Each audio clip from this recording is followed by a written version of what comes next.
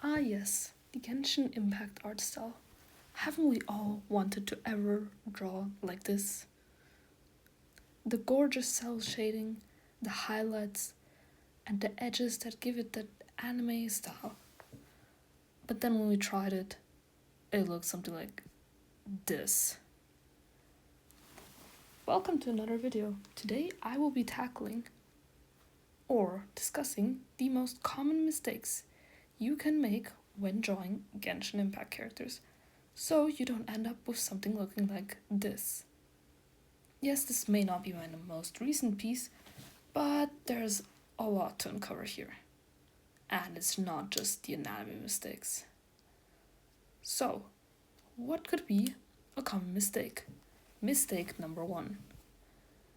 Look at one of these pieces. Do you see any mistakes here? Aside from the values. Now, you might not notice it at first glance, but as a kind Discord user pointed it out to me, the eyes are completely wrong. The Discord user placed them a bit closer together, and if we compare the pictures, just look at it. It looks like the eyes are just too small also a bit for the face. So I would always recommend drawing the guidelines as I've drawn them here to see how big the eyes must be. Pro tip, the eyes should be around one eye apart, so theoretically you could place 3 eyes. Also draw the facial features. I know in anime style, the nose and the mouth are not that prominent, but still, it's not that nice when you mess it up. Just draw a circle, divide it into half, draw a line through it, and then extend for the jaw. The mouth should be placed around where that line of the circle is, the bottom line, and the eyes should be placed around a bit underneath of the middle line dividing the circle. Here's a side-by-side comparison of the before and after. Personally, I think the Discord user did a great job fixing my drawing, and as we can also see on the left hand side, the face felt a bit too big in a sense.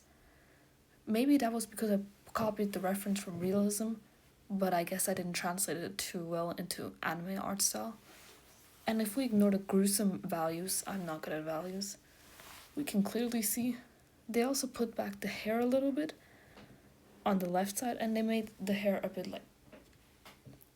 stand out a bit more on the right side. Also, you can probably see that the neck looks way too long. Poor Farina. She needs some surgery. Well, what else could go wrong? Clearly it's not just the face and the values, right? In these 2 images, I chose something prominent that stuck out to me. Maybe for you it's the eyes, the background, or the pose. For me personally, it's the hair. Genshin hair tends to be very voluminous, with highlights and extremely complex. Compare that to this. Yeah, just look at Scoffy's hair at the back. That just looks horrible. Dare I say, in the front, where her fringes, it's not that bad, but clearly the hair could need some help. I did some Genshin hair studies, and from what I've seen, the hair gets darker at the bottom, and if it overlaps, there's some cell shading. On top of that, a lot of hair, and I'm not saying all of them, have a lot of layers, and they have quite a few colors. We can see here we have the base color, we also have the darker color, the shading underneath. In Aoife's hair it's very simple. I think I only use 2 colors. And if we're gonna be feeling nice or funny today, you could add some highlights, as seen in Hazo's hair very nicely. And for Kaya's hair, I believe there's also some transitioning colors in between. And the white also represents the light source. So yeah, you can have a lot of colors. Also in Ianson's hair, even though her hair is grey, there are a lot of colors to be seen. There's the dark grey at the bottom, the white or the greyish for the highlights, and then there's also some grey in between to define the strands. Now you do not need to draw every single strand, but it is important to grasp the main shape. Now lastly, or I believe lastly, yes, look at this gorgeous illustration. Or, look at this. What do they have in common? Genshin is clearly inspired by the anime cell shading style, which, if we compare to realism's edges are more softened, are more blended out, while in animes, they are rather clear and sharp and defined. Now, if we look at these two images here, you can see a lot of the edges are not defined at all. They are rather blended. Look at Zabai's hair at the top. You can see it's more painterly. Now, there's nothing wrong with it being painterly, but for some of the edges, you just can't see how it works. You also can't see where the light is supposed to come.